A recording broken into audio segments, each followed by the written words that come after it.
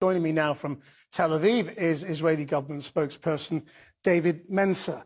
First of all, is the Israeli government apologising to the families of the aid workers killed, including the 3 families in Britain? Well, firstly, thank you, Krishnan, for having me on. From the Prime Minister to the Defence Minister to the spokesman for the Israel Defence Forces, all of us have expressed grief about this occurrence. Yes, but are you apologising? To be frank, if you let me answer, Krishnan, there's no point attacking me already. I've just arrived, for heaven's sake. I'm not attacking you. I'm just asking you a simple question. I want an answer to it. Are you apologising? And allow me to answer. We have expressed grief about this operation, but we need to find out exactly what has happened. The Prime Minister, as he came out of hospital today, the Defence Minister and Minister Gallant have all expressed grief. Indeed, there is a sense of grief across the whole country because WKD are one of the good guys. But you said this was unintentional. So this was a mistake, wasn't it? So you can apologise already. You don't need to know the precise details to issue an apology. Clearly, there are grieving families tonight. There are grieving families, and we grieve with them because clearly something catastrophic has happened.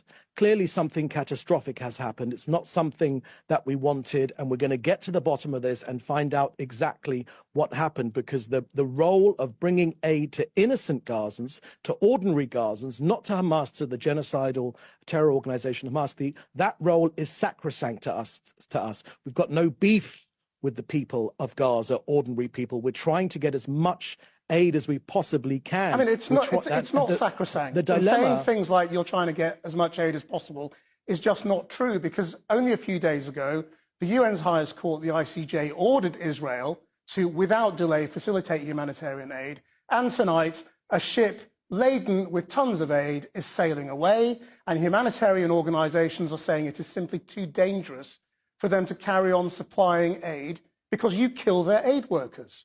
So it is just not true to say it's sacrosanct. Just before you go, can I ask you as a matter of fact, did Israel bomb the Iranian consulate in Syria?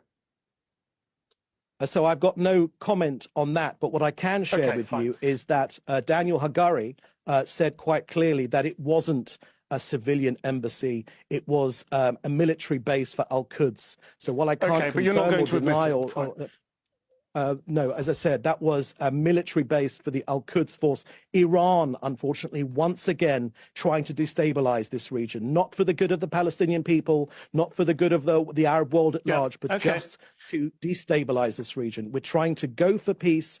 We're trying to go for coexistence, but we need to get I'm sorry, rid of David, I've got to cut you off there. Because I mean, I'm just trying to get answers to questions, and if you can't answer the question, then I can't allow you to do the propaganda bit afterwards.